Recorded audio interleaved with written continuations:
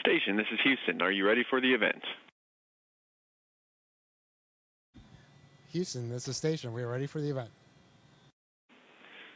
Hello, Administrator Nelson. This is Mission Control Houston. Please call Station for a voice check. Hey, Station. This is NASA headquarters. Bill Nelson and Pam Melroy here. How do you hear me? Senator Nelson and Pam, welcome back to the space station. I have you loud and clear. How do you hear me? Hey, we hear you great. Frank, you've made all kind of records up there, and you've had 6 months that you didn't expect. How are you feeling? Hey, sir. Yeah, you're absolutely right. It was unexpected.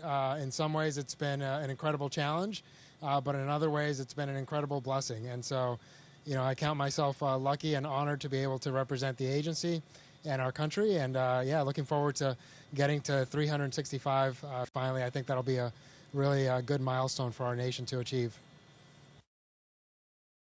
So you've got the replacement crew that's about to come in a few days.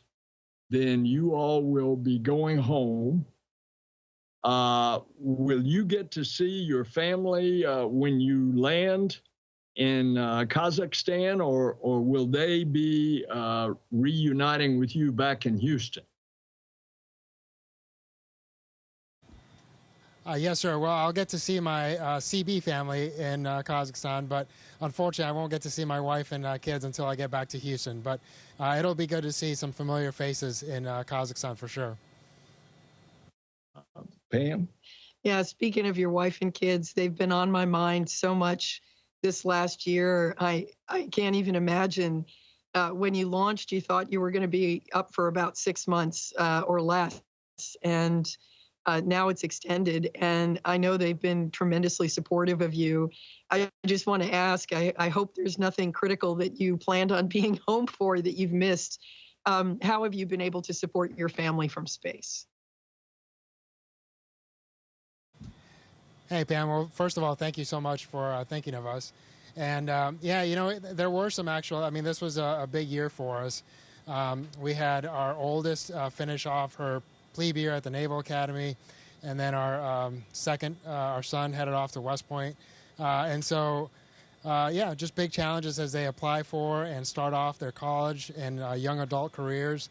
But at the same time, you know, we felt some incredible love and support and just the prayers from our family and friends, our community. They just came around us and supported us. And honestly, seeing the support that my family was getting made it so much easier to be up here and focus on the mission because it just took that weight off my shoulders. And, you know, it was also, like, as much as it was a challenge for me as a father to miss all those things, it was also a pretty proud moment to see Deb and the kids just thrive and overcome. And I'm sure they missed me, but at the same time, you know, we all took on the challenge together, and it was just really neat to see them just have a great attitude throughout the past year. Hey, Frank, tell everybody how you can communicate so frequently with your family. It's quite a contrast to the space shuttle when we flew, and I flew way back. They wouldn't let us talk to our family. Now, our family could listen to the communications going on, but of course, we were only up a week, a short duration. You're up there for a long time. Tell about that communication. Yeah, the communication really is key.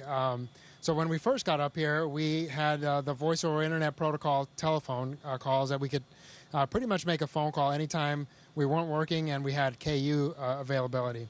And then a few months into our stay, we started developing a video conferencing capability. And then that became more and more robust and something we were able to enjoy. So really for this last half of the mission, at least a couple times a week, I was able to do a video conference with my family, which was huge because it just helps you stay so connected to obviously talk to them, but then to see them, I think just changes the whole paradigm. And it was really pretty special to be able to do that. That's great. I just have to ask, do they love seeing you floating in zero G? Do you do backflips to entertain them? Yeah, it was really pretty cool to show them around. As you guys know, once you're up here for a little bit, you really get focused on the work, and sometimes you forget to appreciate the fact that you are floating around and that you have this amazing view down below you. And so every time I would show them around, it was pretty special because they would remind me. Also, the other thing that it kind of you lose track of is the hum of all this life support equipment, right? And it's just constant noise, but you tend to just drone it out. And when I would hear myself on the video conference, you hear that background noise, and it just reminds you that it's there. And again, just reminds you of how complex this entire station is, and what an incredible feat it is that we've been living in this thing for 23 years. Tell us about some of that work. Tell us about the science that you're doing. Yeah, it's been really pretty special. We've been really busy this past year. Some of my favorite science, obviously, as a doctor, is the biological sciences. We've done some plant experiments, grew the first tomatoes in space. We've done some genetic studies on plants, which I'm really looking forward to seeing how that turns out, because it's looking at, hey, the adaptations that plants develop in space, are they able to pass that on to subsequent generations? And so I think that'll be pretty cool science. We did the first 3D printing of human tissue up here in the biofabrication facility, and that was pretty cool to both run and see. And then the material science was also pretty special, doing some of the fiber optics development that we did up here, the electromagnetic levitation facility. The combustion chamber. I've been the one thing that you do get to do as the more time you spend up here is you get to have hands-on just about every part of the station. And so I count myself pretty blessed that almost every single experiment we've had up here I've been able to take a part in. That's absolutely amazing. I mean, when you think about all the different things that you just talked about, and all the different things that are, the fiber optic is going to, have a potential transformation for commercial. But I think the human part is very compelling, and it's great to have a doctor on board. But I do have one question for you. Did you eat the tomato?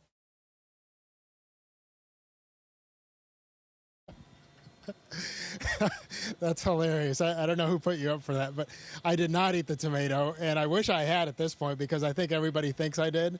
And no, and it just perplexes me. I spent so many hours looking for that thing. But as you know, sometimes you lose things up here, and despite it being a relatively small size, it's amazing how you lose something and then you just never see it again. But I'm sure the desiccated tomato will show up at some point and vindicate me years in the future. Hey, Frank, tell our audience about how it ended up that you had an unexpected 6 months more.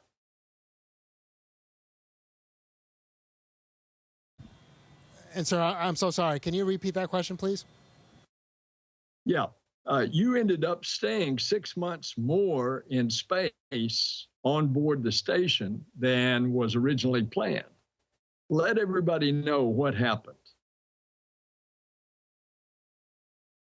Sure. Unfortunately, our Soyuz spacecraft developed a leak, we think through a micrometeorite strike in the coolant system. And unfortunately, the spacecraft was essentially intact, but we weren't really sure whether we as a crew would be safe in our return. And obviously, that's a critical component, not just to our safety, but also, and perhaps more importantly, to the computer systems that manage our re-entry.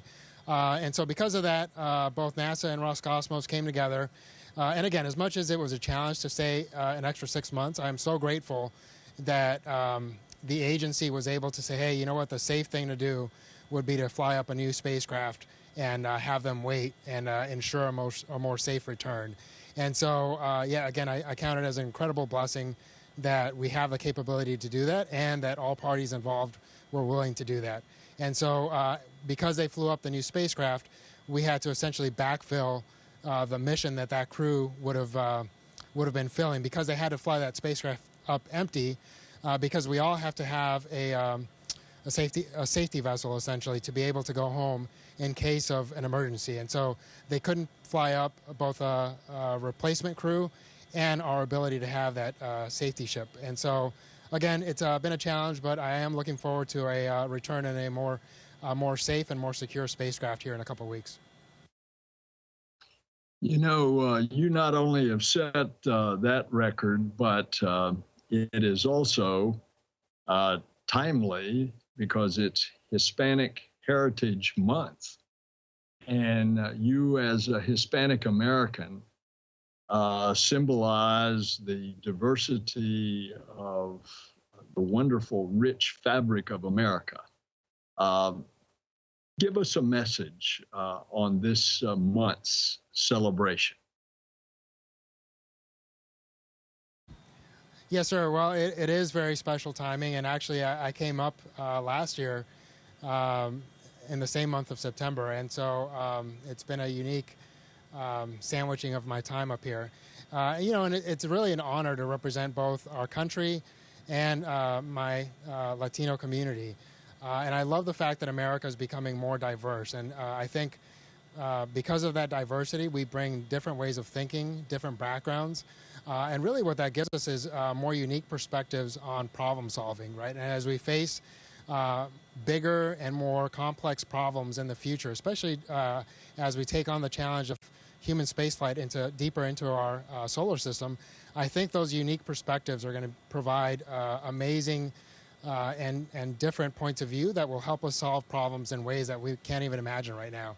And so not just to Latinos out there, but to all of Americans, man, I can't wait. As a parent to 4 young kids, I've seen what this younger generation is capable of, and I think our nation's going to be in good hands, and I can't wait to see what these younger generations, the lengths that they'll take our country to, and I think it's going to be pretty incredible to watch. That's just awesome. That is such a fantastic message. I do want to go back to say that I know what a big deal it is for you and your Russian colleagues to stay for an extra period of time, but it also gives you kind of a unique perspective. I mean, the station has changed, actually, because the crews have changed. When you got up there, Crew 4 was aboard station. You have seen crews come and go. You have welcomed them and joined with them, and then you've had to say farewell. And now it's your turn coming up. How is that different, and how is that making you feel? Yeah, Pam, thanks so much for that question, because one of the biggest, really my favorite part of being up here, and I think the most special part to me, is the fact that I've been able to fly with, by the time Laurel's crew gets here, it'll have been 28 other people that I've spent time in space with. Which, if I do the math right, that's almost 5% of the humans that have ever been to space, which is pretty incredible. And my NASA crewmates have been just absolutely outstanding. I've been able to fly with almost half of my classmates, which, as you know, flying with a classmate just has a pretty unique feel to it and pretty special. And so, honestly, I couldn't have imagined that I would get to fly with half of my class. And then the international partners, starting with Samantha, an Italian astronaut, and then Koichi and Soichi, both Japanese astronauts, Sultan, an Emirati astronaut, and then Axiom brought up Ali and Ray, who were Arab astronauts. And so just having that diversity up here was just such a unique feeling. And of course, Sergey and Dmitry, and their families, they're the only other people that really understand what this challenge was like. And so we'll have that brotherhood and that bond for the rest of our lives. So again, it's just been an incredible experience. And all of that, the crew has been incredible. But then we've also been able to see and feel the incredible support that the ground team provides. I've been able to work with some just absolutely outstanding flight directors. The flight control teams have been outstanding, and the support staff that just make sure that we have everything we and our families need to function at a high level up here. So just that whole experience of the NASA team and the international partner teams have been the most unique and the most special experience for me. Frank, how many hours a day do you work out physical training in order to keep your body functioning in that very unique microgravity environment? Yes, sir. They schedule us for about 2 hours a day. About an hour and 15 of that is on the ARID machine, which is the resistance machine, essentially what we would consider weightlifting down on Earth. And that's because obviously our bone density is one of the things that we most quickly lose up here, and that's because we're not standing, we're not walking, and that provides a lot of the impact that our bones need to maintain their health. And so that resistance training provides some of that resistance to our bones and keeps them strong. And then we also have cardiovascular workouts for about 30 to 45 minutes a day. And we can do that on either the stationary bike or on the treadmill. And so the combination of those things, I think, keep us pretty healthy. Honestly, I've tried to be pretty diligent about that because I want to be as functional as possible when I get back. I'm actually pretty excited. Again, as a doctor, I'm really excited to see how my body does when I return. I feel like I've stayed at a pretty high level up here, so it'll be interesting to see what those first couple of days feel like when I'm back on Earth. Wow, Frank, you've had so many experiences in your life, at the back at the academy. You were on the jump team, then you were a helicopter pilot, you went through medical school, and then, of course, astronaut training, and are now on orbit. So you've had all these amazing experiences. Maybe you can share what has been the most difficult part and also your favorite part of the mission. Yeah, no, I've been blessed with some pretty incredible opportunities throughout my life. I think the most difficult one, again, is pretty easy, just the separation from family. That's been a challenge. As much as every day up here is different, right, because you're doing different maintenance, different science, there is some monotony to it, right, as far as every day the schedule pretty much looks the same. And then, again, we have some of the most absolutely beautiful and stunning scenery you could ever imagine. But inside the station, you're pretty limited to about a 5-bedroom house. And so psychologically for a year, that was a little bit of a challenge, but my crewmates were absolutely key to that, just getting to know each other better, spending time together, telling lots of stories. Having Steve Bowen up here, it was actually pretty special because we were able to hear a lot of shuttle stories. And as much as we made fun of him for that, for me, that was a pretty, it was neat to listen and learn. Having spent some time with Peggy, and what she's meant to human spaceflight, that was also pretty special. I'd say those were some of the most challenging components, but also my favorite because it involves the people. Frank, anybody watching this is just absolutely amazed, and especially the young people watching this. So as we close out, why don't you give a message to the young people of planet Earth, especially those of Hispanic origin? Yes, sir. Well, thanks again for that opportunity. And again, it's an honor to represent our nation, to represent NASA, and the various communities that we represent up here. And I would just say, keep working hard, have big dreams, but start acting on those dreams as soon as you can. Really, the hard work and the dedication are the key components to making those dreams come true. And as much as possible, be kind to others and surround yourselves with good team and good teammates, because ultimately there's very few things in life that we accomplish individually, and almost everything big that we accomplish as humanity requires incredible teamwork. And so try to surround yourself with good people and go out there and do great things. That's beautiful, and we thank you. Bless you, Frank. We'll see you when you come home. All right, sir. Thanks so much for your time, Pam. It was an honor to spend some time with you all, and I look forward to seeing you soon. Station, this is Houston ACR. That concludes the event. Thank you to all participants from NASA headquarters. Station, we are now resuming operational audio communications.